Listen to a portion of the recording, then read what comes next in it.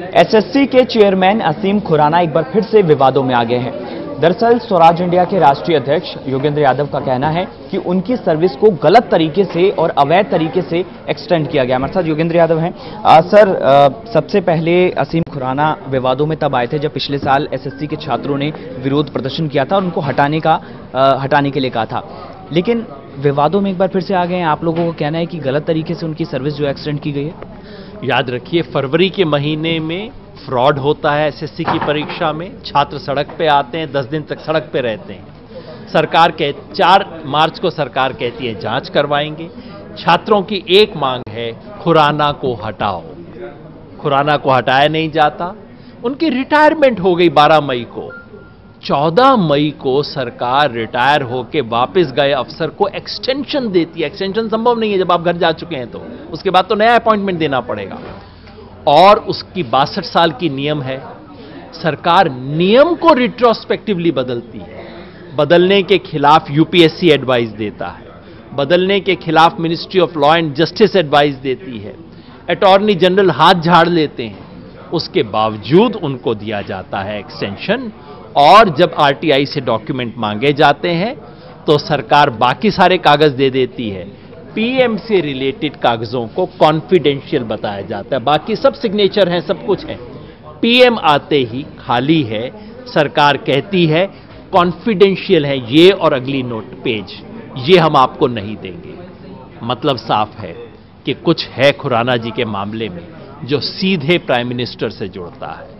कुछ है उनको एक्सटेंशन देने के मामले में जिसमें प्रधानमंत्री खुद या तो फंसे हुए हैं या दिलचस्पी लेते हैं, ताकि हर तरह के नियम के खिलाफ, कानून के खिलाफ, एडवाइस के खिलाफ उनको अपॉइंट किया जाता है।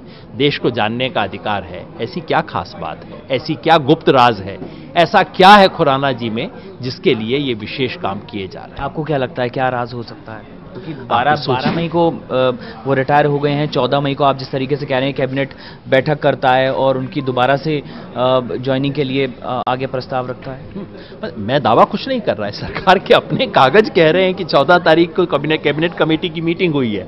ये मतलब मेरी तरफ से कोई दावा नहीं है, प्रॉपर ऑफिशियल आरटीआई के डॉक्यूमेंट्स हैं।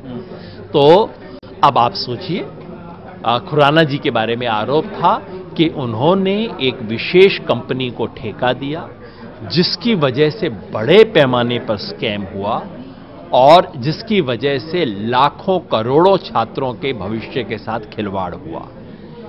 उसमें किसकी भूमिका थी? उस ठेके से किसको फायदा हो रहा था? खुराना जी किसको नौकरियां दिलवा रहे थे? हम नहीं जानते।